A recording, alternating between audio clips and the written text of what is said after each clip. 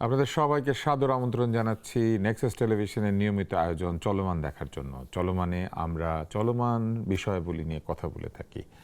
জীবন চলমান, ঘটনা চলমান, দুর্ঘটনাও চলমান এবং আনন্দ বেদনা সব কিছু মিলিয়ে, সুখ দুঃখ সব কিছু মিলিয়ে এই জীবন শুধু চলমানই নয়, এই জীবনে চড়াই উতরাই আছে। যেমন দাম বাড়ে, দাম কমে, তেল পাওয়া যায়, তেল পাওয়া যায় না, কখনো ডিজেল পাওয়া যায়, কখনো পেট্রোল পাওয়া যায়, কখনো সয়াবিন তেল পাওয়া যায় না, আবার কখনো সয়াবিন তেল পাওয়া যায়, ডিজেল পেট্রোল পাওয়া যায় না। এই সব কিছু নিয়ে আজকে আমরা কথা বলবো। তবে এখন যেটা আমরা আজকে জেনেছি সেটি হচ্ছে যে সংসদের নারী আসনের মনোনয়ন আমরা জানতে পেরেছি। মনোনয়ন মানেই এরা প্রায় নির্বাচিতই হয়ে গিয়েছেন। আর এর সাথে আরও জানতে পেরেছি যে সংসদে বিরোধী দল সরকারি দলকে সহযোগিতার একটা প্রস্তাব দিয়েছে এবং এর পাশাপাশি আরও অনেক বিষয়াবলী রয়েছে যেগুলি নিয়ে কথা বলবো আমাদের দুজন আলোচকের সঙ্গে। আমাদের অতিথি জনাব মাসুদ কামাল, তিনি সিনিয়র সাংবাদিক, হাস্যোজ্জ্বল মুখ, লোকে তাকে কথা কামাল বলে মাঝে মাঝে ঠাট্টা করে, কারণ তার কথা নামে একটা সুন্দর ইউটিউব চ্যানেল আছে। ডক্টর আতিক মোজাহিদ আছেন সংসদ সদস্য জাতীয় নাগরিক পার্টি, তাদের দল থেকেও আজকে দুজন নারী সদস্যের নাম আমরা জানতে পেরেছি।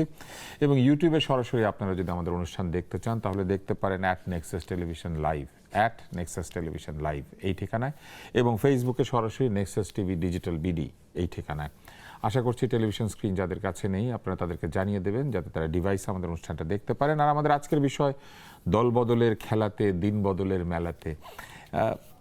এই প্রশ্নটা, এই বিষয়টা আমরা কেন রেখেছি, আমরা মাসুদ কামালের কাছে যাই। আমরা দেখলাম যে নাহিদ ইসলাম বলেছেন যে যারা অন্যায় করে নাই এরকম আওয়ামী লীগের নেতাকর্মীরা চাইলে এনসিপিতে যোগ দিতে পারেন। তার কয়েকদিন আগে আমরা হাসনাত আবদুল্লাহকে দেখেছি চট্টগ্রামে গিয়ে মঞ্জুর সাহেবের সঙ্গে আলাপ করতে। আমরা শুনেছি হাওয়া থেকে যে তাকে মেয়র পদে নির্বাচন করানোর কোনো একটা চেষ্টা চরিত্র হয়তো হচ্ছে। আবার এইদিকে আরেকটি অভিযোগও ফেসবুক উঠে আসছে যে কোনো একজন নারী এমপি হয়েছেন যিনি নাকি এলাকাতে আওয়ামী লীগের জন্য কাজ করতেন। আমরা আসবো আপনার কাছে।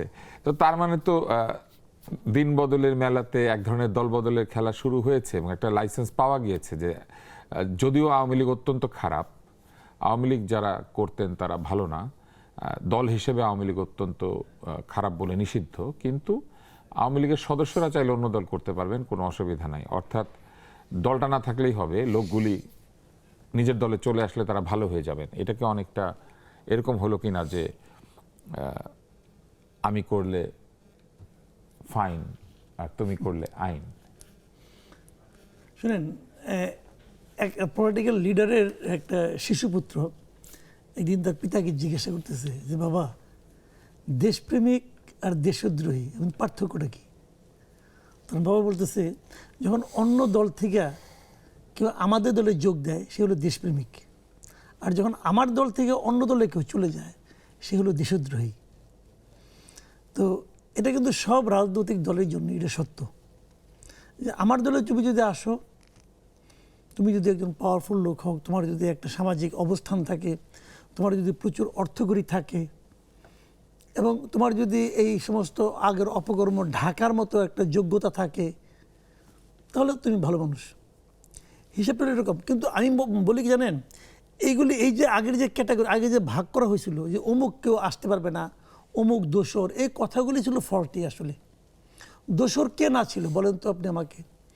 আপনি আওয়ামী লীগের 15 বছরে আপনি ওই যে 10 জন লোককে জিজ্ঞাসা করতেন, ভাই তুমি কি করো, 10 জনের মধ্যে 9.5 জনই বলতো আমি আওয়ামী লীগ করি।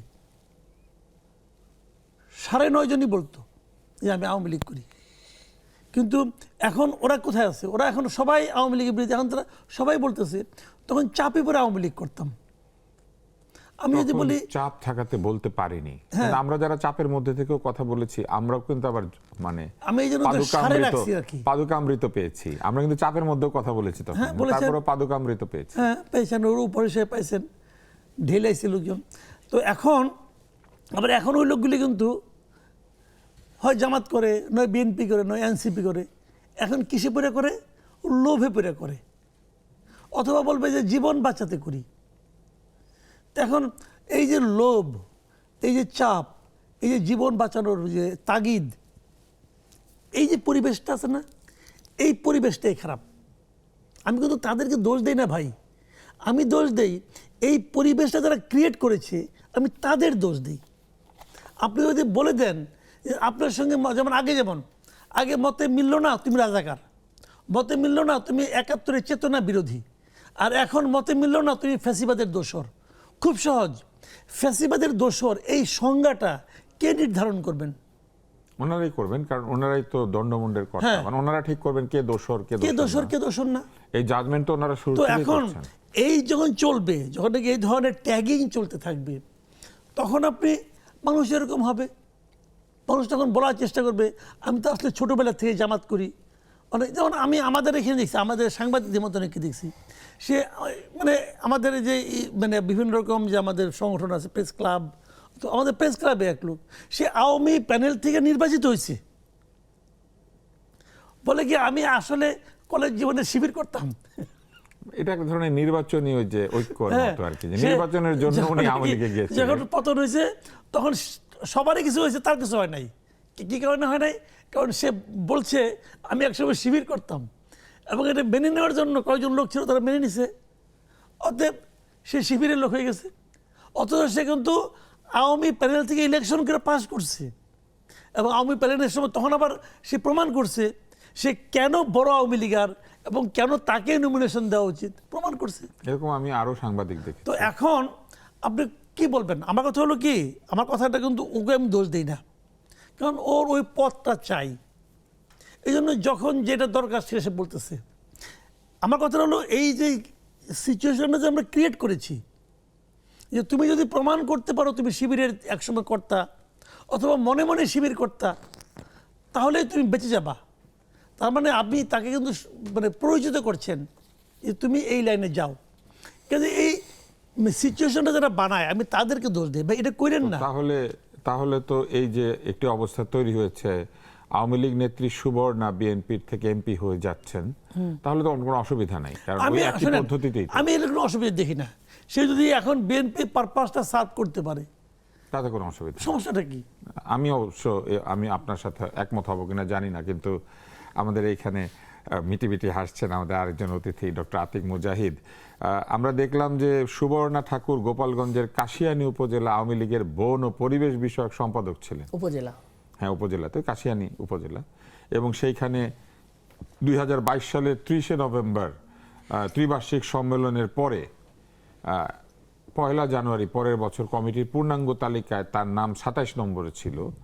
ওনার নাম সুবর্ণা শিকদার বা সুবর্ণা ঠাকুর, এবং এইবার আওয়ামী লীগের ওই তালিকাতে উনি 27 নম্বরে থেকে বন ও পরিবেশ বিষয়ক সম্পাদক ছিলেন। তবে এইবার যে 36 জন প্রার্থী সংরক্ষিত নারী আসনে গিয়েছেন সেখানে 20 নম্বরে আছে তার নাম, এবং তিনি বলেছেন যে উনি স্বেচ্ছায় সেখানে নাম দেন নাই, অনুমতি ছাড়াই উনি কমিটিতে তার নাম দিয়ে দিয়েছিল, উনি কখনোই সক্রিয় ছিলেন না। তবে সামাজিক যোগাযোগ মাধ্যমে এখন অনেকেই ছবি পোস্ট করছেন যে বিভিন্ন জায়গাতে উনি আসলে যেতেন, স্বেচ্ছা যেতেন না, হয়তো মানে কোনোভাবে চলে গিয়েছিলেন। তো আপনার কি মনে হয়, আপনি কি এটা মনে করেন যেটা ঠিক আছে, কোনো অসুবিধা তো নাই? কেননা তাহির ইসলাম তো বলেছেন অপরাধ না করে থাকলে এনসিপিতে আসা যাবে, তো অপরাধ না করেছেন, উনি বিএনপিতে চলে গিয়েছেন। ধন্যবাদ। আমি একটা খুবই অন্য একটা বিষয় এক মিনিট আমার দায়বদ্ধ থাকে বলার চেষ্টা করি। সেটা হলো ইসরায়েলের পার্লামেন্টে রিসেন্টলি একটা ল পাস করেছে, এটাকে কন্ডেম করি আমি টিভিতে। সেটা হলো আগে যেটা ছিল যে প্রিজনাররা এবং তাদের রাষ্ট্রের সবাই একই ধরনের ল প্র্যাকটিস হতো। রিসেন্টলি যেটা করেছে প্রিজনারদেরকে তারা এক্সিকিউট করতে পারবে, নর্মাল সিটিজেনদের মতো না। সো এটার জন্য আমি কন্ডেম করলাম অফিসিয়ালি, যেটা একটা মিডিয়ার মাধ্যমে পাইলাম যে ইসরায়েল যে আইনটা করেছে প্যালেস্টিনিয়ানদেরকে নিশ্চিহ্ন করার জন্য, তাদেরকে মানবতা বিরোধী, সেটা আমি কন্ডেম করলাম। পার্লামেন্টে চেষ্টা করছি, সময় পেলে বলতাম, আমি আমার জনগণকে জানালাম যেটা একটা গর্হিত এবং একটা সবচেয়ে খারাপ কাজ হয়েছে। 2 নম্বর আসি যে ব্যক্তির, সে আওয়ামী লীগ করেছে এখন বিএনপিতে এসেছে। এটা বাংলাদেশের হিস্ট্রিতে যদি পার্টি বদলের রাজনীতি বলি, একদম আওয়ামী লীগের একটা দেখেন যে মুসলিম লীগ থেকে শিফটিং হয় আওয়ামী লীগ থেকে শিফটিং হওয়ার পরবর্তীতে জাসদ ছাত্রলীগ হয়েছে অনেকে, এবং বিএনপিতে যোগদান করেছে। It is common. Even Sheikh Mujibur রহমানকে মারার পরে যে ক্যাবিনেট ছিল সেই ক্যাবিনেট চেঞ্জ হয়, কিন্তু বিএনপির ক্যাবিনেটে ছিল। এরকম অনেক পাইছি না আমরা মন্ত্রী, এবং মোস্তাক আহমেদ নিজের নেতৃত্বে তো হয়েছিল। আওয়ামী লীগে ওয়ান অফ দ্য ফাউন্ডার টাইপের লোকজন ছিল। বাংলাদেশের হিস্ট্রিতে ভেরি কমন, এবং বিশেষ করে এরশাদের সময় অনেক হয়েছে। জিয়াউর রহমান কোন লোকজনগুলো নিয়ে কমিটি করেছে?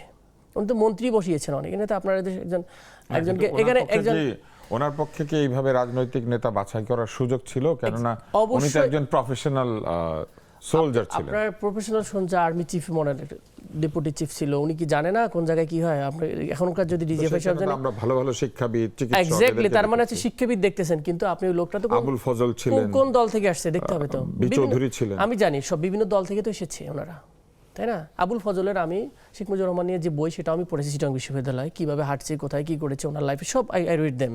তো তার মানে কারা কি করেছে, সবাই তো শিফটিং করে আসমান থেকে তো মানুষ। মানে ইস্যুটা হচ্ছে ক্রিমিনাল অফেন্স করছে কিনা। নাহিদ ইসলামও যেভাবে বলেছিল যে আপনার ব্যক্তিগত একটা মানুষকে শিবির, জামাত, এনসিপি, বিএনপি, এইভাবে আমরা দেখার একটা মানসিকতা আমাদের বাংলাদেশে তৈরি হয়েছে এখনও কিন্তু।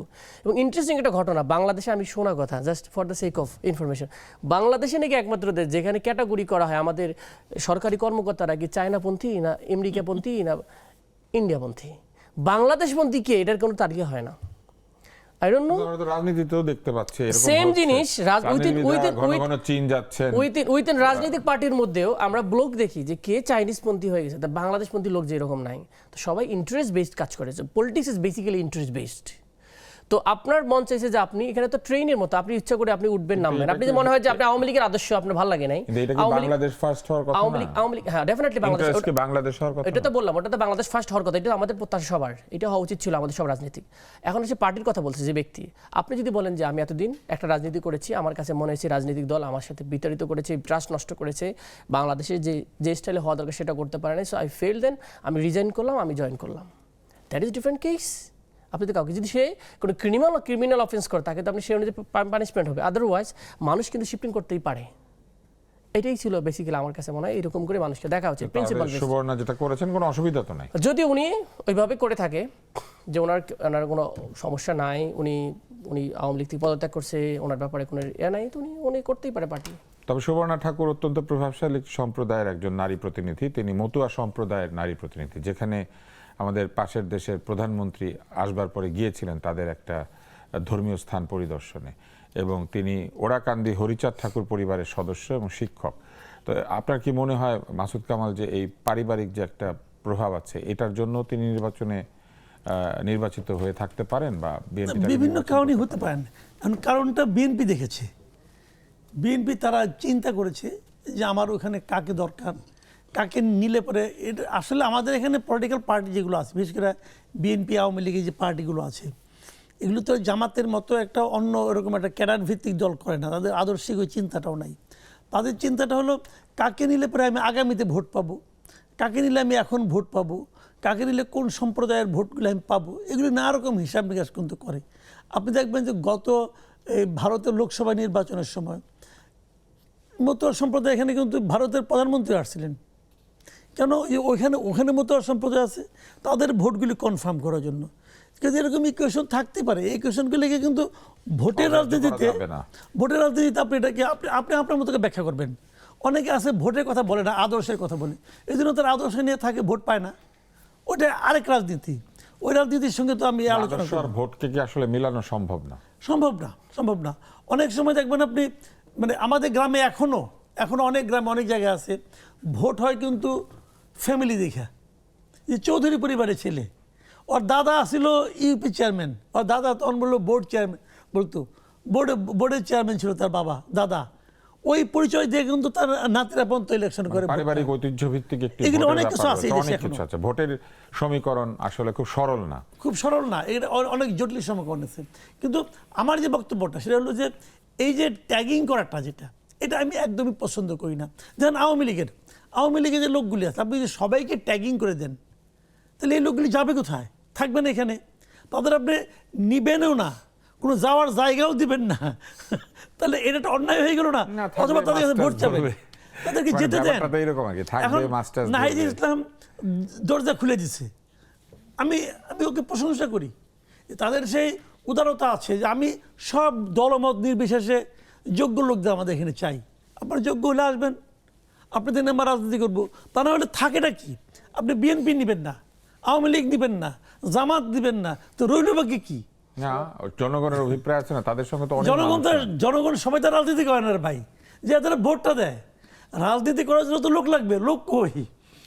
দেশ থেকে আপনি মানে এর সব যদি আপনি বাঁচতে থাকেন। মনে করেন যে এটা একটা ভালো কৌশলগত সিদ্ধান্ত হয়েছে বাংলাদেশে যে রাজনীতি, সেই রাজনীতির প্রেক্ষিতে এই কৌশলকে আমি খারাপ মনে করি না। আমি একটা ছোট্ট প্রশ্ন করে আমরা বিরতিতে যাব, সেটা হচ্ছে আপনি কি মনে করেন যে দরজা খুলে দিলেও আওয়ামী লীগের যারা নেতাকর্মী তারা এনসিপিতে যেতে বেশি স্বাচ্ছন্দ্য বোধ করবেন নাকি অন্য কোনো দলে? আওয়ামী লীগ সম্পর্কে আমার একটা ধারণা আছে। আমি আওয়ামী লীগের অনেকদিন ধরে তো আমি দেশের রাজনীতি দেখতেছি।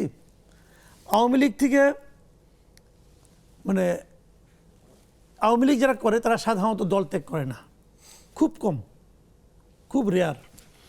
এখন তারপরে যদি কিছু করে আওয়ামী লীগের জন্য সবচেয়ে ভালো ক্ষেত্র ছিল, ভালো যাওয়ার জায়গা ছিল ওদের জন্য নীতিগতভাবেও এনসিপি ছিল, কিন্তু ওই জায়গাটাকে এনসিপি আবার নষ্ট করছে। এনসিপির নেতারাই তো তাদেরকে পতন ঘটিয়েছে, তারাই তো আন্দোলন। না আন্দোলনের পতন ঘটানোর ব্যাপার না, কিন্তু আন্দোলনে হাসিনা চলে গেছে যে ওইটা নিয়ে আওয়ামী লীগের লোকজন অতটা ব্যথিত না। আওয়ামী লীগের লোকজন ব্যথিত হইলো ওদের দলটাকে যে নিষিদ্ধ করার জন্য এনসিপি যে ভূমিকাটা রাখছে এই জন্য ব্যথিত। শেখ হাসিনা চলে গেছে, তার সরকার চলে গেছে, তার লোকজন চলে গেছে, এই জন্য আওয়ামী লীগের লোকজন অত ব্যথিত না। আওয়ামী লীগের লোকজন ব্যথিত হইলো যে তোমার রাজনীতি করতে দেবো না, এই যে উদ্যোগটা, এই যে সরকারের সিদ্ধান্তটা, এটার পেছনে হাসনাত আবদুল্লাহ এবং এনসিপির যে ভূমিকা, আওয়ামী লীগের লোকজন এই জন্য ব্যথিত।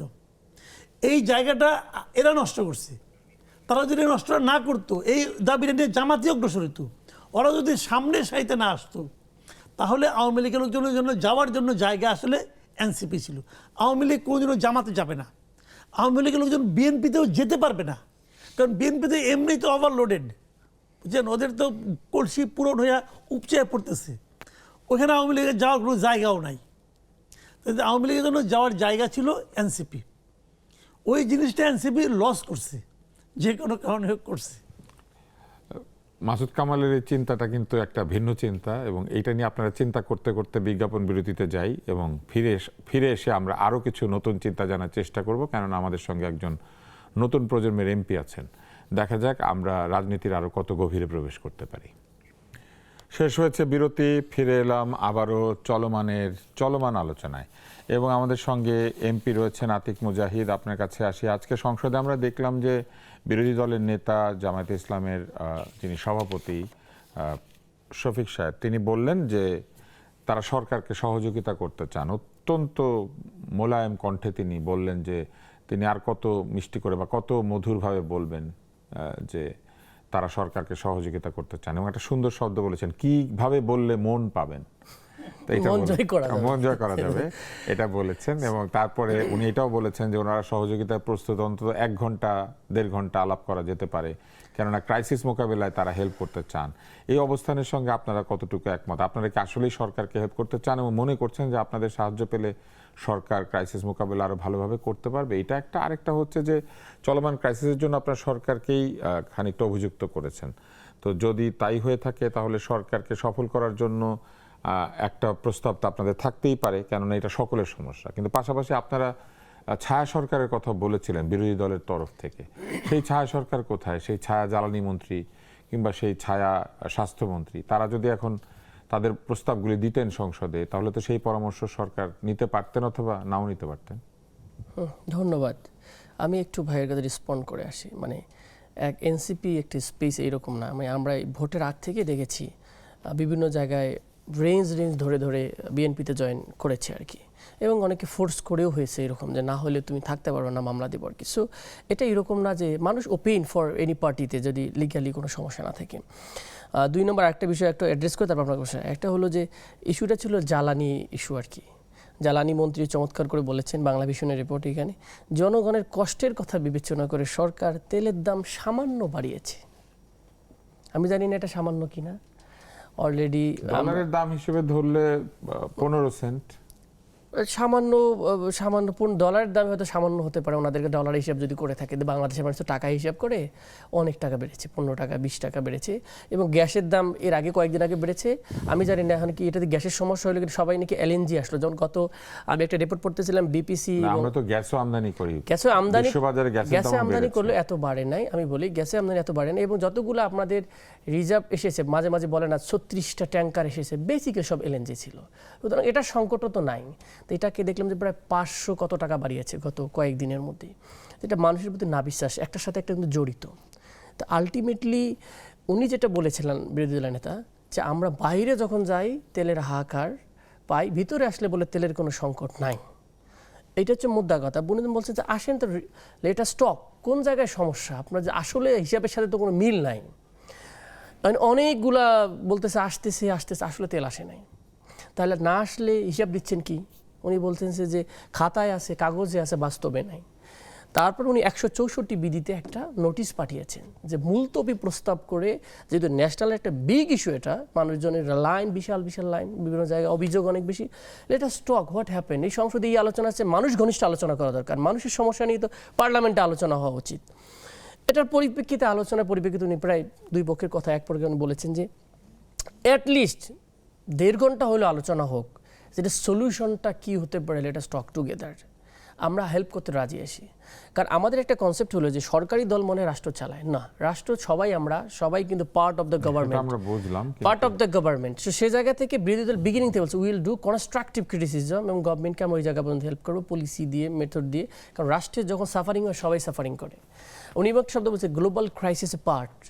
গ্লোবাল ক্রাইসিস তো ন্যাশনালি সবাই মিলে হ্যান্ডেল করতে এই হয়। ধরনের সংসদে যদি এই প্রস্তাব দেওয়ার সুযোগ আপনারা নাও পান, এটা তো আপনারা সরাসরি মিডিয়াতে দিতে পারেন, না, মিডিয়া আপনারা বলে দিতে পারেন প্রস্তাবটা কি, তাহলে সরকার যে নিল না আমরা তো বুঝতে পারতাম। জনগণ এটা তো একটা কমন কথা হলো, সরকার নিল না, একটা আলোচনার পদ্ধতি। সবাই বলে সংসদে আসেন, সংসদে কথা বলি, আপনি বলছেন না মিডিয়াতে কথা বলেন। সো তাহলে তো আপনারা ডেমনস্ট্রেশন বলবেন না, না ডেফিনেটলি এই কথাটা তো আপনি এখন মিডিয়াতে বলছেন, মিডিয়াতে তো বললাম, সংসদে তো ডেফিনেটলি আমরা তো সংসদের জায়গা থেকে তো অ্যাপ্রোচ, সংসদে থাকবো, সংসদে কথা বলবো, যখন মিডিয়া থাকবে মিডিয়াতে কথা বলবো, যখন আমরা ডেমনস্ট্রেশন। আপনি এখানে বলতে পারেন যে কি করলে আসলে এই ক্রাইসিস থেকে আমরা মুক্তি পাবো। আপনি দেখেন, আমরা তো শুনেছি যে আমাদের এখানে অকটেন কি আছে।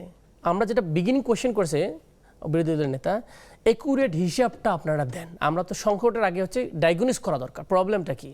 আপনি তো বলছেন ওভারফ্লোড আমাদের, তাহলে সমস্যা কোথায় ম্যানেজমেন্টের?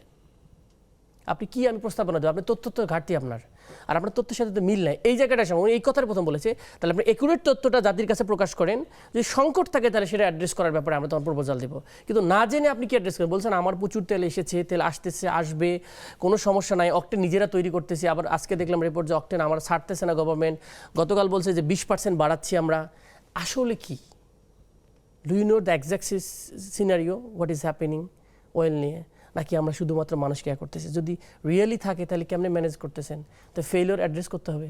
আপনারা সরাসরি জ্বালানি মন্ত্রীকে প্রশ্ন করছেন না কেন? প্রশ্ন করলে তো উনি তো প্রশ্ন করলে কি আমি প্রশ্ন করেছি, তো আমি বলেছি দুইটা রিপোর্ট দেখে যে বাংলাদেশে আমাদের যেখানে তেল আমাদের করা হয়, মানে কাস্টমসের ডাটার সাথে বিবিসির ডাটার কোনো মিল নাই। কাস্টমস বলতেছে যে গত এটা আমরা এপ্রিলে আছি, বলছে 18 ফেব্রুয়ারির পর কোনো ধরনের তেল আসে নাই। আপনি বলতেছেন যে তেল আসছে, বলতে 6টা জাহাজ আসতেছে, খোঁজ নিয়ে 6টা, আপনি বলতেছেন যে পার হইতে না বাংলা জলযাত্রা আমি যেটাই হোক যেটাই হোক 6টা জাহাজের কথা বলছে তেলের, সেটাও মুভ করে নাই। তাহলে আপনার মুভ করতেছে না, গত 18 ফেব্রুয়ারির পর কোনো ধরনের তেল আসে নাই।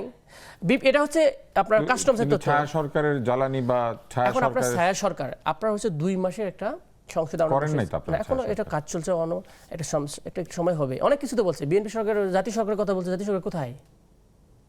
আপনার তো কেউ কোশ্চেন করেন নাই, কোথায় জাতীয় সরকার আছে? বিএনপি সরকার প্রথম কমিটমেন্টই ছিল জাতীয় সরকার করবো, সব তো কার্ড নিয়ে দৌড়ে দিচ্ছে। এখন অধিকাংশ দলের লোক তো তাদের ওখান থেকে এমপি, অধিকাংশ দলের কথা, কোন দলের কথা? জাতীয় সরকার ওনাদের যদি যে পার্টিগুলো ওনার সাথে অ্যালায়েন্স করছে, মুভ করছে, টেকনোক্রেট দিতে পারতো তো। সেদিন তো দেখলাম যে মান্না ভাই বলতেছিল যে কোথায় জাতীয় সরকার আমাদের, আমরা জাতীয় সরকার পাঠাইতে পারতাম তো। তাহলে আপনার জাতীয় সরকার কি মানে প্রতিমন্ত্রী বানায় রাখছেন, কোনো কথা বলার স্পেস নাই ওনারা, এবং তার অনেকে তো ভেরি মাচ ফেড আপ। তাহলে যেটা বলছেন জাতীয় সরকার নাই, তাহলে কমিটমেন্ট আমরা ব্রেক করছেন। আর জুলাই সনদ এগুলো তো আলোচনায় করা যাবে না, এগুলো তো মহা অপরাধের বিষয়, কারণ আমরা মেজরিটি এন্ড আমরা we want to do whatever we want to do. আমরা মাসুদ কামাল ভাইয়ের কাছে যাই। আমরা এই পাশ থেকে শুনলাম যে এক ধরনের পরিস্থিতি তৈরি হয়েছে, যে পরিস্থিতিতে তারা হয়তো সাহায্যের হাত প্রসারিত করলেও সরকারি দল সেইভাবে রেসপন্স করছেন না। আসলে এই মুহূর্তে জ্বালানি পরিস্থিতির এই যে অবস্থা, এটা থেকে উত্তরণের কি উপায়? এটা না আমি নিজে যতটুকু বুঝি আর কি, আমি কিন্তু পার্সোনালি মনে করি যে দেশে জ্বালানি তেলের অভাব নাই, ক্রাইসিস নাই, এটা আমি মনে করি। কারণ তেল তো তারা মিথ্যাই হিসাব দিচ্ছে, এটা মনে করি না। পাইপলাইনে যে তেলগুলি আছে সেগুলো তো অনেক তেল, আর তারও চেয়ে বড় কথা, মিথ্যে হিসাব সরকার দিবে কেন? কারণ একদিকে বাস্তবতা চোখের সামনে আছে, সবাই দেখতে পাচ্ছে।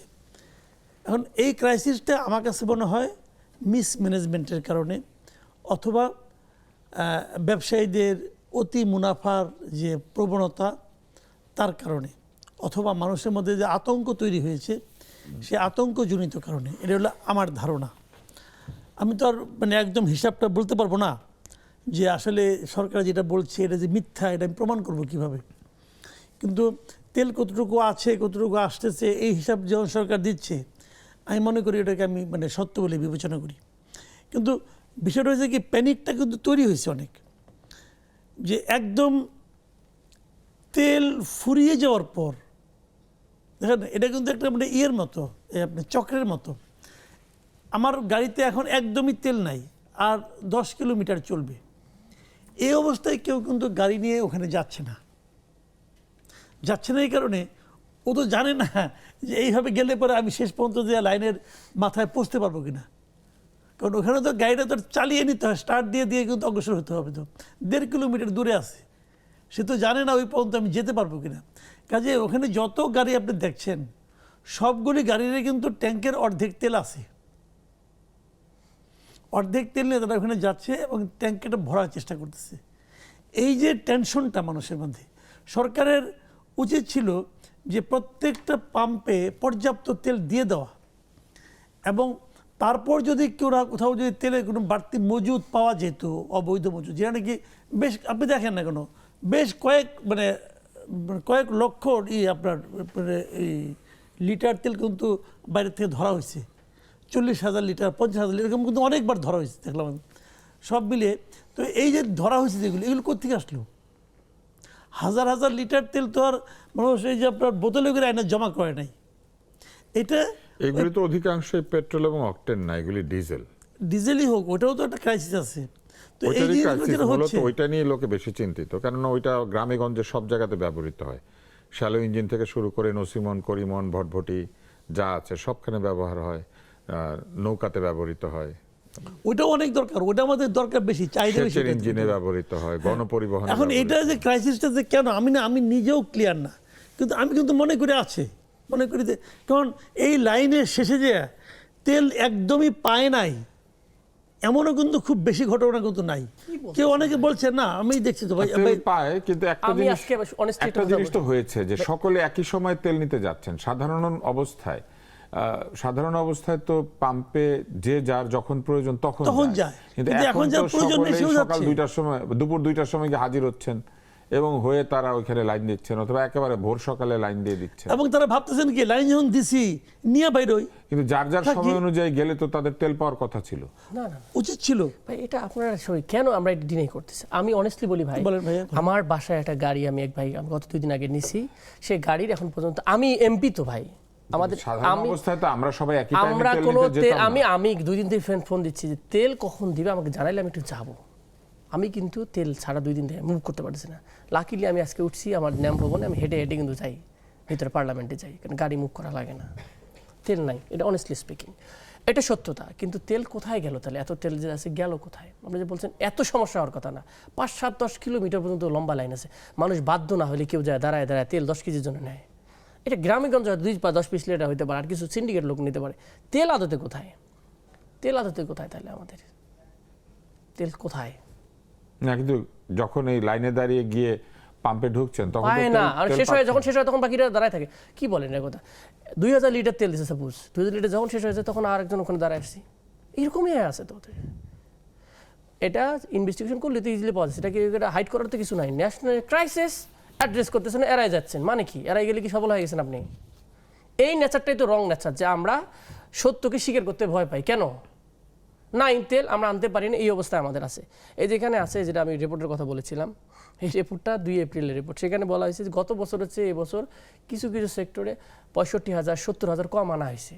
ইস্টার্ন রিফাইনারের কথা বলা হয়েছে, যেটা রেগুলার লাগে হচ্ছে 80 থেকে 90,000, সেখানে কোনোভাবে যাচ্ছে 20 থেকে 40,000 এরকম যাচ্ছে, এবং তারা বলছে তারা এইভাবে চললে বন্ধ হয়ে যাবে। মাঝে কিন্তু বন্ধ নিউজ 2 দিন আগে পাইছি। ইস্টার্ন রিফাইন একটা মাত্র রিফাইনার আমাদের, সেখানে পর্যাপ্ত পরিমাণ তেল, ক্রুড অয়েল নাই। এটা জানার পর আপনি কীভাবে অস্বীকার করেন তেল আছে? ভাই প্রচুর তেল, কোথায় তেল আছে? ক্লিয়ার করেন বিষয়টা। আমরা এই পর্যায়ে এসে আশা করছি যে সবকিছু ক্লিয়ার হবে, তবে এখন হচ্ছে ক্লিয়ার অ্যান্ড প্রেজেন্ট একটা সিদ্ধান্ত, বিজ্ঞাপন বিরতি।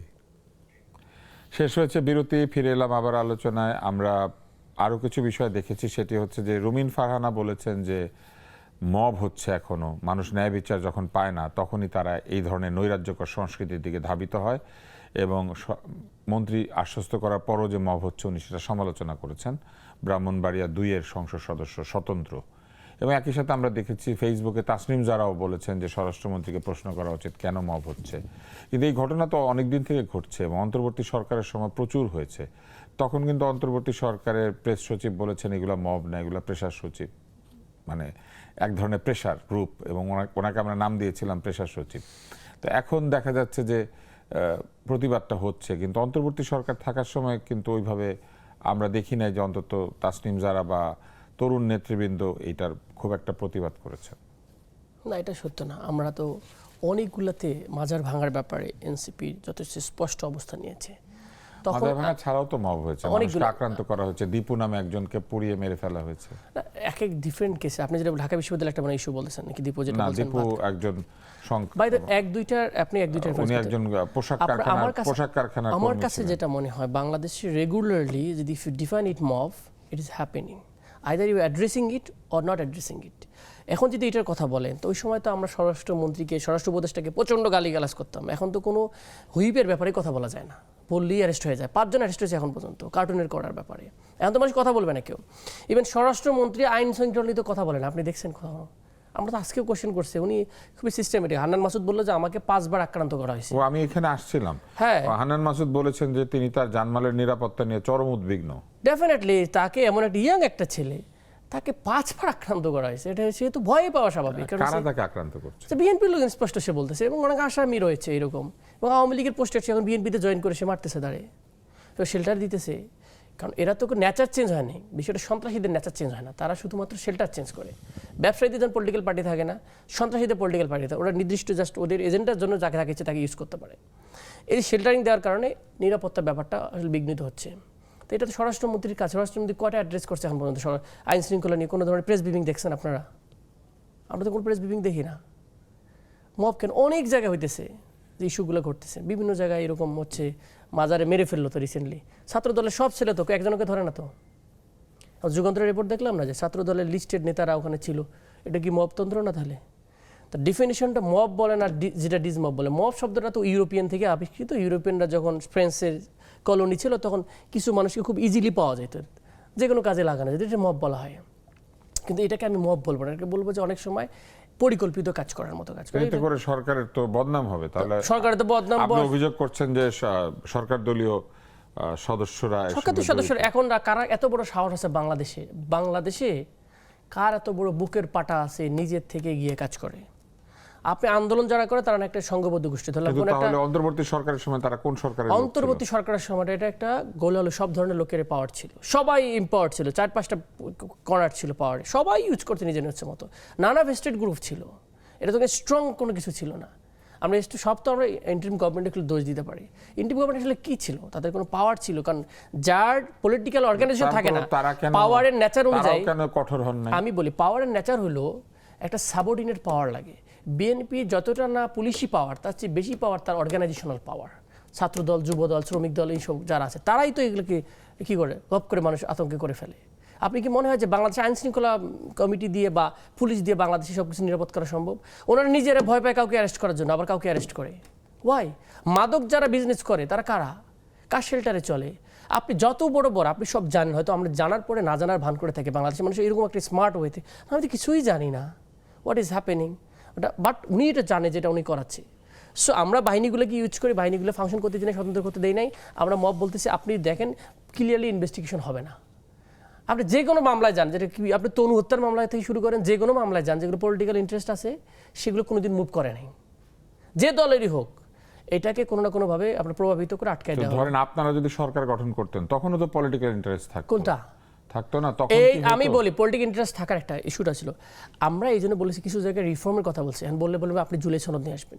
এইটা এই জন্য যে প্রতিষ্ঠান হচ্ছে বাংলাদেশ টিকে থাকা, রাষ্ট্র হিসেবে টিকে থাকার জন্য প্রতিষ্ঠান দরকার। এই প্রতিষ্ঠানগুলো স্পেসিফিকভাবে মিনিমাম স্ট্যান্ডার্ড রাখতে গেলে আপনাকে একটা স্বতন্ত্র বোর্ড, একটা নিজস্ব কিছু প্রফেশনালিজম থাকতে হয়। এটাকে যখন আপনি যা তা করতে পারবেন তখন ইউ ক্যানট এক্সপেক্ট এনিথিং। আমরা মাসুদ কামালের কাছে যাই। মাসুদ কামাল, একই প্রশ্ন আপনার কাছেও, যে মব সংস্কৃতি বলছে এই কথাটাকে, আসলে তো এটা মব কুসংস্কৃতি বা অপসংস্কৃতি, এবং এই যে যেখানে সেখানে আইন হাতে তুলে নিয়ে মানুষজনকে আক্রান্ত করা, কোনো না কোনো স্বার্থ সিদ্ধির কারণে মানুষের জানমালের ক্ষতি করা, এই কাজটা তো বন্ধ হচ্ছে না। এটা বন্ধ করতে গেলে আসলে কি করা যেতে পারে? এটা কি কঠোর হলে বন্ধ হবে? জনসচেতনতা তৈরি? এইমাত্র অভিযোগ এসেছে যে সরকারি দলের লোক নাকি যোগ দিয়েছে। সচেতনতা হলে সবকিছু ঠিক হয়ে যাবে, তাহলে সরকার দিয়ে কি করব? আপনি সচেতন, উনি সচেতন, চোর সচেতন, ডাকাত সচেতন, পুলিশ দিয়ে দরকার ডেকে আমার, তাহলে কেন সব ভালো হয়ে যায়। সবাইকে ডাকেন, ডেকে একটা ধর্মসভা ডেকে একজন ধার্মিক লোকদের বলেন যে তোমরা কেউ চুরি করিও না, চুরি করা মহাপাপ, এটা করলে তুমি ধোজকে যাবা। সবাই যদি বিশ্বাস করে সব ছেড়ে দেয়, তো পুলিশ লাগে না, স্বরাষ্ট্র মন্ত্রণালয় লাগে না। তো এখন এই মন্ত্রণালয়টা তৈরি করা হয়েছে কেন? আমাদের সালাউদ্দিন সাহেব বোধহয় আইন খুব ভালো বুঝেন, উনি আইন নিয়ে আলাপ করেন খালি। সংসদে ওনার মানে মানে স্বরাষ্ট্রমন্ত্রী হিসেবে ওনার ভূমিকা জিরো। স্বরাষ্ট্রমন্ত্রী হিসেবে সালাউদ্দিন সাহেবের পারফরমেন্স জাস্ট জিরো, একটা বিগ জিরো। উনি প্রথম দিন বলছিলেন মবের আমল শেষ হয়ে গেছে, ওটাতে বলার পেছনে কী কারণে বলছেন, বলার পর ওইটাকে সাপোর্ট করার জন্য কি কাজ করছেন, এটা আমরা জাতি এখনো দেখতে পাইনি ভাই। মোহাম্মদপুরে যে মারা মারতেছে, উনি একদম ব্যর্থ এই ক্ষেত্রে, এবং আমি মনে করি এটা একটা ব্যাড চয়েস, এটা একদম ব্যাড চয়েস। উনি বোধহয় আইন মন্ত্রণালয় চেয়েছিলেন আমার ধারণা, ওটা পান নাই বলে দুঃখে পাচ্ছেন না, এবং ওই দুঃখে গেলে আইন নিয়ে আলাপ করেন, এবং আইনমন্ত্রীকে ওনার ডেপুটি বানাই নিয়েছেন, বানাই নিয়ে উনি এটা নিয়ে আলোচনা করেছেন। ভাই আপনাকে মনে রাখতে হবে, আপনি একটা গুরুত্বপূর্ণ মন্ত্রণালয় পাইছেন, যে মন্ত্রণালয়ের দায়িত্ব হলো মানুষের মনে একটা আস্থা তৈরি করা, সরকারের প্রতি আস্থা, আইন শৃঙ্খলার প্রতি আস্থা, আইনের প্রতি আস্থা। এটা মানুষের মধ্যে জন্ম নিতে হবে, এটা কিন্তু এমনি এমনি হবে না, আপনার কর্মকাণ্ডের উপর ভিত্তি করে তাদের মধ্যে তৈরি হবে। এবং এই জায়গাটাতে উনি কিছুই করতে পারেন নাই, ওনার দৃশ্যমান কোনো একটা স্টেপ আপনি দেখাতে পারবেন না যে উনি এই কাজটা করছেন, কিন্তু হয় নাই, কোনো স্টেপ উনি নেন নাই। কাজেই এই লোক তো ব্যর্থ রে ভাই, একদম ব্যর্থ। এত দ্রুত আপনি তাকে ব্যর্থ বলবেন? হ্যাঁ, ব্যর্থ বলবো না কেন, সে দায়িত্ব নেওয়ার পর সে তো এগুলো থামাতে পারে না। পুলিশের মনোবল তো আসলে এখনো পুরোপুরি ফেরত আসে না। তো মনোবলকে আমি ফেরাবো? পুলিশ অকার্যকর অবস্থায় আপনি আমার বলেন পুলিশের মনোবল ফেরত আছে আমার? এখনো তো অবৈধ অস্ত্র উদ্ধার হয় নাই। তো উনি কি পুলিশের মনোবল ফেরানোর জন্য কোনো চেষ্টা করছেন?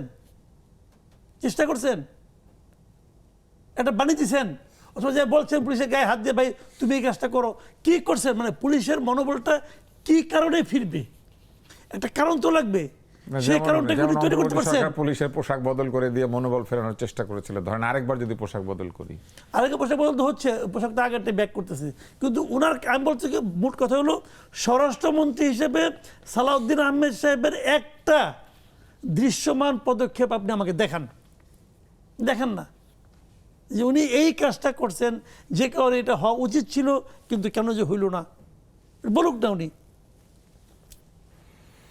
কেন যে হলো না। এই যে প্রশ্ন, এই প্রশ্ন আসলে এই প্রশ্নের কোনো উত্তর নাই। আমরা অন্তর্বর্তী সরকারের সময় তো জানতে চেয়েছিলাম তাদের স্বরাষ্ট্রমন্ত্রীর কাছে, এমনকি এনসিপির কয়েকজন নেতা তাকে পাশে দাঁড়িয়ে তার পদত্যাগও দাবি করেছিলেন। তিনি পাশে দাঁড়িয়ে শুনছিলেন যে তার, উনি বলছেন ঠিক বলছে, উনি তো বলছেন এটা ঠিক বলছে। হ্যাঁ, উনি মাথা নেড়ে এটাও বলেছিলেন যে ঠিকই বলছে। এবং আমাদের দুর্ভাগ্য, সবাই তখন অবাক হয়েছিল যে যার পদত্যাগের আলটিমেটাম দেওয়া হচ্ছে তিনি পাশে দাঁড়িয়ে মাথা নেড়ে বলছেন যে ওরা ঠিকই কথা বলেছে। আমাদের দুর্ভাগ্য আমরা এই ধরনের লোককে পাই স্বরাষ্ট্রমন্ত্রী। এবং উনি একবার মধ্যরাতে একটা প্রেস কনফারেন্স করেছিলেন। হ্যাঁ, এবং আরেকটা জায়গায় খুব মজার কাজ করেছিলেন, সেটা হচ্ছে যে উনি বলেছিলেন যে আমি এখানে এসেছি, এখানে আমি আলুর দাম পেঁয়াজের দাম নিয়ে কথা বলবো, এবং প্রশ্ন যাই করা হচ্ছিল উনি উত্তর দিচ্ছিলেন যে পেঁয়াজের দাম আলুর দাম এটা নিয়ে কথা বলি। ভাই এক একটা বুঝছেন আমাদের দুর্ভাগ্য, আমরা মানে একটা কার্টুন আর কি, বুঝছেন, কিন্তু সে কার্টুন আঁকলেও তো আবার নাকি ধরে নিয়ে যাচ্ছে, কার্টুন আঁকলেও ধরে নিয়ে যাচ্ছে। এবং সেটা এই জিনিসটা আমি বুঝি না, আপনি আমার বলেন, আমার এই ব্যাখ্যাটা আপনি আমার বুঝান আমাদের, যে একজন লোক কার্টুন একে শেয়ার করছে, তাকে ধরে নিয়ে গেছেন, মামলা করছে কে? মামলাকে ধনী করে নাই, মামলা করছে যে মামলা যে সে নিজেকে পরিচয় দিছে যে উনি নুরুল ইসলাম মনির একনিষ্ঠ সমর্থক, হ্যাঁ সমর্থক, একনিষ্ঠ সমর্থক বেবি নজরুল ইসলাম সমর্থকের মনে আঘাত লেগেছে, একনিষ্ঠ সমর্থক, সমর্থকানুভূতি, আচ্ছা ভালো কথা, সমর্থকানুভূতিতে আঘাত লেগেছে। সমর্থক একনিষ্ঠ, উনি ওনার মানহানি হয়েছে, উনি মামলা করছে। আচ্ছা, এখন মনি সাহেব সংসদে বলতেছেন যদি ওনার বিরুদ্ধে অন্য কোনো মামলা না থাকে তাহলে ওনাকে যেন ছেড়ে দেওয়া হয়। আপনি আমাকে বলেন, একজন আইন প্রণেতা, একটা সেন্সিবল লোক কথা বলতে পারে? উনি কি করে বলেন তাকে ছেড়ে দেওয়া হোক? ছেড়ে দেওয়ার উনি কে? উনি বিচারক? উনি তো নোবডি এখানে, উনি তো নোবডি, উনি তো মামলা করে নাই, উনি তো বাদী না, বাদী আরেকজন, গ্রেফতার করছে আরেকজন, জেলে ঢুকাইছে আরেক বিচারক। তো উনি কে বলার যে তাকে ছেড়ে দিন? উনি বলতে পারে? উনি বরং বলতে পারতো যে মান আমার কতটুকু মানহানি হয়েছে এটা আমার একনিষ্ঠ সমর্থক কি করে বুঝলো, এই জন্য আমি একনিষ্ঠ সমর্থককে ডিজোন করি, এই কথা বলতো, তাহলে আমরা বুঝতাম যে আসলে তারা প্রকৃত এই ধরনের আচরণকে বাধা দেওয়ার চেষ্টা উদ্ভট, করছে। ওনারা মনে করে আমি এমপি হয়েছি, আমি সব পেয়ে গেছি, আমরা আতিক মুজাহিদ আমি সব আপনার বলতে কাছে পারি। আসবো, আমার ধারণা যে আপনিও কিছু বলতে চাইছেন আবার এই বিষয়ে এবং অন্য বিষয় রয়েছে। আমরা এখানে একটা ছোট্ট বিরতি নিব। একটু আগে কথা হচ্ছিল যে মামলা করে একজন, আঘাত পায় আরেকজন, কার্টুন আঁকে আরেকজন, ঠিক সেই রকম আমরা যে বিজ্ঞাপন বিরতিতে যাই আমি, কিন্তু এই বিরতিতে যাওয়ার জন্য এখানে কলাকুশলীরা আছেন, বিজ্ঞাপন বানিয়েছে আরেকজন, সেখানে অভিনয় করেছে আরেকজন, কিন্তু আমরা এটা করি, কিন্তু আমরা এটা চালাই। একটু পরে ফেরত আসছি। আমরা ফিরে এলাম আবারও চলমানে, এবং চলমান আজকে বেশ জমেছে এই কারণে যে আমাদের দুজন আলোচক, একজন সংসদ সদস্য এবং একজন জ্যেষ্ঠ সাংবাদিক, কিন্তু তারা মন খুলে কথা বলছেন। এই যে মন খুলে কথা বলার একটা চল, আমরা শুনি যে রাজনীতিবিদরা যখন ক্ষমতায় যান তখন তারা আর মন খুলে কথা বলেন না, তারা তখন মানে এক ধরনের মনকে ঢেকে কথা বলেন, কারণ সারাক্ষণই তারা বিবেচনা করেন। আপনার তো প্রথম এই অভিজ্ঞতা, সংসদে যাওয়া একটা সফলতা। এই প্রশ্নটা আমি এই জন্যই করছি যে আপনি কি কষ্টটা অনুভব করছেন যে সংসদে আসলে চুপ করে থাকতে হচ্ছে কিংবা মন খুলে কথা বলতে পারছেন না, এরকম কোনো অভিজ্ঞতা হচ্ছে? হ্যাঁ, অনেক সময় তো ইচ্ছে হয় যে আমি একটু এই জায়গাটা কন্ট্রিবিউট করি, কারণ এমন কিছু কথা আলোচনা আছে যেগুলো দরকার নেই আমার কাছে মনে হয়। আমি রাগ করে বললাম যে আমি কি কাজের জন্য আসছি, আমাকে কি কাজে ব্যবহার করছেন। আমার মনে আছে এক ছোট ভাই ছিল মেজর আর্মিতে, গত সময়ে বলতেছে ভাই আমার রাষ্ট্রের সিকিউরিটি এবং এটা নিয়ে আমার ট্রেন করে কত বেশি ভালো হবে, এটা নিয়ে ফোকাস থাকার কথা ছিল। আমাকে সারাদিন ইভেন্ট ম্যানেজমেন্ট করাচ্ছে, আমাকে অলস করে ফেলতেছে। মানে আমার যে ক্যাপাসিটি আমি করতে পারি রাষ্ট্রে আমার করে নেয়। মানে আপনাদের ফুল ক্যাপাসিটি আপনারা ব্যবহার করতে পারেন না। আমার কাছে ইটস বিকজ আমাদের যে সিস্টেমটা ট্রেডিশনাল স্টাইলে, যেমন আমাদের যখন সরকারি হয় প্রতি জেলা মিটিংগুলো হয় না, একটা গদ বাঁধা সিস্টেম আছে, কিন্তু এই আমরা কয়জন নারী আহত, কয়টা মামলা হয়েছে, কয়টা মাদক ধরা পড়েছে, এই ফরম্যাটের বাইরে যাওয়া যাবে না। এটা যদি বিধি বাক্য ব্যাদ বাক্য এমনভাবে বানিয়ে দেওয়া হয়েছে মানে মন্ত্রী পরিষদ থেকে, এটার বাইরে যাওয়া যাবে না। আপনি যদি 10টা অভিযান চালান তাহলে 10টার মধ্যে 3টা পাইছেন, আরে অপরাধ কমে গেছে, আপনি চালাইছেন 10টা অভিযান। বোঝা গেছে কিনা? রিপোর্টগুলো ঠিক এইভাবে বাংলাদেশে চলে হয় আর কি। সংসদে অনেক সময় আমার কাছে মনে হয় আমাদের যে পরিমাণ যে বিষয়ে ডিসকাশন করা দরকার সেটা না, আমরা বাহ্যিক বিষয়গুলো বেশি অ্যাটেনশন ক্রিয়েট করি। ইট ইজ বিকজ আমরা পোটেনশিয়ালি ফোকাস না, আমরা রাষ্ট্র হিসেবে কোন দিকে যেতে চাই। ওই আমরা তুরস্তুতি গাইতে 5-6 সেকেন্ড 10 মিনিট 5 মিনিট শেষ, এরপরে কি করবো না করবো এটা চিন্তা করে পড়াশোনা করে কেউ আসে না। সো পার্লামেন্টটাকে যদি ভাইব্রেন্ট এবং বাংলাদেশকে ফিউচার ওরিয়েন্টেড, এবং ফিউচার স্টাডিজ তো কেউ নাই, স্টাডিজ নাই, তো সে জায়গা থেকে সরকারি দলে অনেকের সাথে কথা বলে দেখি, যেহেতু ফ্লোর কোর্সিং এখন ওপেন হয় নাই, they are waiting for that one, some of the good people I find them. তারা বলছে ভাই 70 যে ধারাটা সেটা আর্টিকেল 70 যদি সেটা যদি উইথড্র হয়, সংশোধন হয়, তখন তো আমার 2-3টা বিল স্যার আমি তো আমার মতো করে কথা বলতে পারবো। কারণ আমি যদি এখানে স্লেভারি স্টাইলে হয়ে যায় সরকারি দল, আপনার কি মনে হয় যে শেষ পর্যন্ত এটা হবে? We do not know. বাংলাদেশে তো সব সম্ভবের দেশ। একটা ভেরি ইন্টারেস্টিং গল্প বলতে আমরা প্রফেসর বলছে বাংলাদেশে এমন একটা দেশ, ট্রাকের সাথে নৌকার সংঘর্ষে 2 জন আহত। এটাও হয়। নৌকাটা রাস্তায় ছিল না, ট্রাকটা পানিতে। এক্স্যাক্টলি, যে কোনো একটা জায়গাতে হয়েছে, ওই পানিতে নৌকা ছিল, হয়তো ট্রাক ওখানে গেছে, বালুন দিকে অ্যাক্সিডেন্ট করে ফেলছে। তো এই হচ্ছে সব সম্ভবের দেশ আমাদের দেশে, কখন কি যা বলে তার বিপরীতটা করে, এটা হচ্ছে বাংলাদেশের নেচার। তো এই ট্রাস্টের ঘাটতিটাই বাংলাদেশের বড় সংখ্যক। আপনার যেটা আজকে টপিক ছিল দল বদলে কি না হাওয়া মিলে কি যেন এটা ছিল, আমি মনে করেছি যে কেন অনেকগুলো দল হয়। প্রায় জুলাই অভ্যুত্থানের পরবর্তীতে 26টা থেকে 28টা দল গঠন হয়েছে। এখন তো সবাই এক হয়ে যাচ্ছে। আসলে এটা আমরা দিয়েছিলাম যে আপ বাংলাদেশ এনসিপি তে চলে এটা আসছে। বেসিক কোশ্চেনটা হচ্ছে যে আপ ট্রাস্টের, বাংলাদেশ আবার রাজনৈতিক দলও না, কিন্তু এটা একটা প্ল্যাটফর্ম ছিল, এটা প্ল্যাটফর্ম ছিল, তারা চলে একটা আসছে। বেসিক্যালি যেটা ছিল যে ট্রাস্টের জায়গাটা হারিয়েছে। আর থার্ড ফোর্স বলে কিছু নেই, কম্পিটিশন উইথিন টু পার্টি, মানুষের অপশন ক্রিয়েট হয় না। হ্যাঁ, আপনি আমার ক্রিটিক করবে, that's okay, but option only two, either তুমি আমার পক্ষে না তুমি বিপক্ষে, এবং দুজনে আমরা একই স্টাইলে কিন্তু আমরা দখল করে। এবং আমার কাছে মাঝে মাঝে মনে হয়, আমার পার্সোনাল অপিনিয়ন, যে এটা একটা লুটপাট তন্ত্রের জন্য কার শক্তি বেশি, যে একবার যার শক্তি বেশি সে দখল একবার খায়, ও যে শক্তিশালী হয় আবার দখল করে খায়। এইটা ন্যাশনাল রিসোর্সগুলোকে কখনো কেউ লং টার্ম ভিশন নিয়ে, রাষ্ট্রকে নিয়ে কাজ করে না। যদি ভিশন থাকতো, আমি যে জায়গায় করেছি পরে সরকার ওখান থেকে ধরে আগাইতো। এই জিনিসটা আমি বাংলাদেশে পাই নাই, কন্টিনিউয়েন্সির অভাবে, ভিশনের অভাবে। আপনি আমার বিরোধী দল, আপনি ভালো হলে আপনাকে রাখবো না। এই যে ম্যাকিভিলিয়ান থিওরি বলেন, গ্রেট গেমের থিওরি বলেন, অনেক থিওরিটিক্যাল আমি দেখাইতে পারবো, যেগুলোর কারণেই আজকে আমরা দিনে দিনে ওই যেটা আগে বলছি যে আমরা কোন পন্থী কোন দিকে কনক্লুশন করে চলবে, এভাবে চলবো, আমার দিনে সবাই গেম খেলতেছে। But we want a different case. এবং এইবার একটা সুযোগ আছে আমার মনে হয়, অনেক new face within government party. এটা আপনারা কি মনে করছেন যে আপনারা এই সফলতা পাবেন? সফলতা হাউ ইউ ডিফাইন, সফলতার ডিফিনেশন সবগুলো ক্রাইটেরিয়া বেসড। আনতে পারবেন? আমরা অ্যাটলিস্ট খেয়াল করেন, আমরা যদি 10 জন 20 জন 50 জন লোকও যদি একটা সিস্টেম ডেভেলপ করে, অলরেডি প্রেশার তৈরি হয়েছে, খেয়াল করে দেখবেন। যখন আপনি থাকবেন, আপনার কাউন্টার পার্ট যদি মিনিমাম ভালো হয়, তখন কিন্তু আপনার প্রেশারে পড়ে যাবেন। যদি সেম হয় যে আপনিও চান্দাবাজ আমিও চান্দাবাজ, তাহলে তো ভাই সেম। আমি চান্দাবাজি না করি, তাহলে আপনি অটোমেটিক্যালি প্রেশার ফিল করবেন, আমার গালিগালাজ করার সুযোগ পাইছে, সুতরাং সো ইউ উইল স্টপ। আমরা এই জায়গাতে এসে আমরা আজকের অনুষ্ঠান শেষ করি মাসুদ কামাল আপনাকে দিয়ে।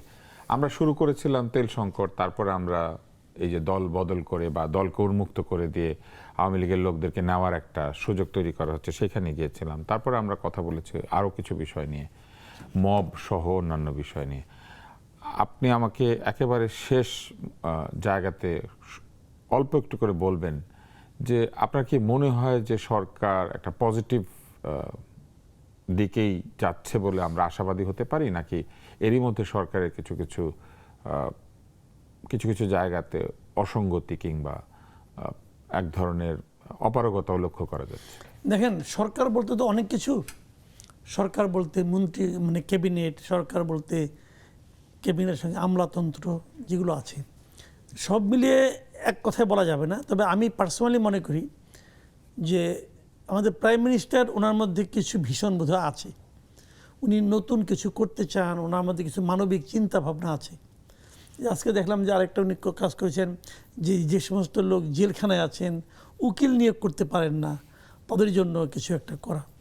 তো হয়তো যখন যেটা শুনেন উনি হয়তো ভাবেন, চিন্তা করেন, বলার চেষ্টা করেন। কিন্তু তার দল কি তার সঙ্গে তাল মিলিয়ে চলতে পারছে? দল আলাদা তো দূরের কথা, ওনার যারা ক্যাবিনেট তারাই ওনাকে ফলো করতে পারেন না, এবং তারা যে ওনাকে ফলো করতে পারেন না, তারা ফলো করতে চানও না, তারা ফলো করতে চানও না। এবং তারা মনে করেন যে প্রাইম মিনিস্টারই ভুল করতেছে, ওনারাই ঠিক করতেছে। এটা হলো আমার ধারণা। আমি আপনাকে এক্সাম্পল দিতে পারতাম, হাতে সময় দেন, আমি আপনাকে 2 মিনিট সময় দিই, আমি একটা আমার শুনতে ইচ্ছা করছে। এক্সাম্পলটা অনেক দিন ধরে দিয়েছি। যেমন ধরেন, এই যে উনি এসেই বললেন যে আমি সরকারি গাড়ি নেব না, আমি তেল নেব না, আমি ড্রাইভার নেব না। কেন বলছেন? উনি না নেওয়ার থেকে দেশের অর্থনীতি চেঞ্জ হয়ে যাবে? উনি একটা এক্সাম্পল ক্রিয়েট করতে চেয়েছেন। ওনার এই এক্সাম্পল কেউ গ্রহণ করছে তার মন্ত্রীদের মধ্যে? কেউ না। কি করে নাই? ছোট চেয়ারের কালচার কি মনে করছে, ছোট চেয়ারের কালচার কি গ্রহণ করেছে? না, তারা মনে করতেছে প্রাইম মিনিস্টার ভুল করছে। তারা মনে করতেছে যে প্রাইম মিনিস্টার ভুল করতেছে, আমি ঠিক করতেছি, প্রাইম মিনিস্টার একদিন ঘুরে আমার লাইনে আসবে। তারা এই কারণে করতেছে, যে কারণে আমি বললাম তো কি এক ধরনের আইডিওলজিক্যাল মানুষও খোঁজা উচিত যারা এই কাজগুলিতে তাকে সাহায্য করবে। অবশ্যই তাদের ওনার খোঁজা উচিত, ওনার বোঝা উচিত যে এই লোকগুলো আমার কথাকে ফলো করবে না, এই লোকগুলো আমার জীবনাচরণকে ফলো করে না। অনেকদিন রাজনীতি করে, এই অভ্যাসের কারণে ছাড়তে পারছে না। অভ্যাসটা তো খারাপ অভ্যাস, নেওয়ার অভ্যাস, এই যে নেওয়ার যে অভ্যাসটা, এই অভ্যাসটা থেকে তারা বেরোতে পারছে না। তারা বলতে যে এই ছেলে রাজনীতির কি বুঝে, আমি রাজনীতি করি, নিয়ে থুয়ে আমি পাস করি, আমি এত নেই, তাও লোকে আমার ভোট দেয়, তাও লোকে আমার মন্ত্রী বানায়, আমি সারমুখে, আমি সারবো না। আমার বাড়িতে 3টা গাড়ি আছে, আরেকটা গাড়ি দরকার আমার বাজার করার জন্য, আরেকটা গাড়ি দরকার আত্মীয়স্বজনকে আনার জন্য, আমি ছাড়বো কেন? 17 বছর কষ্ট করেছি। হ্যাঁ, 17 বছর কষ্ট করছি, এখন একটু ফুর্তি করুন না। ফুর্তি করতেছে। এটা কিন্তু আরেকটা সহি বিষয় আছে, সেটা হলো একদিক দিয়ে যেমন আমরা কিন্তু বলতেছি আমাদের গাড়ি শেষ করে দিতে হবে, আপনি এক লাইন বলতে হবে। গাড়ির ইস্যুটা কিন্তু আমি একটু অ্যাড্রেস করতে চাই।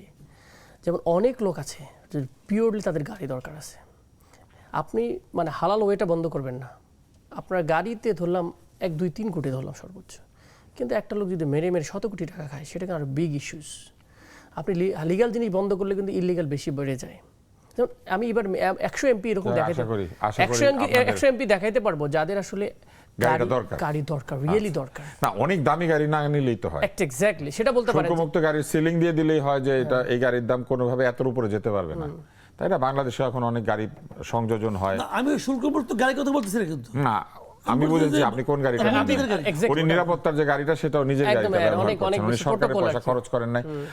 অনেক যুগান্তকারী কাজ করার তার মধ্যে চেষ্টা আমরা লক্ষ্য করেছি, কিন্তু এটাও ঠিক যে তাকে ঠিক মতো আমার ধারণা ওনার ক্যাবিনেটের সিনিয়র অনেকেই তার সমস্ত কর্মকর্তা নিয়ে হাসাহাসি করে, এই দেখো কিছু বুঝে না। আমরা জানি না, তবে আমরা হাসি মুখে অনুষ্ঠানটা শেষ করতে চাই এই জন্য যে আমরা শেষ পর্যন্ত বিশ্বাস করতে চাই যে পরিবর্তনের যে সূচনা বা যে আকাঙ্ক্ষা আমরা লক্ষ্য করেছি এটা অনেকটা সফল হবে, এবং এই সফলতা আমাদের জীবন কি সুন্দর করবে।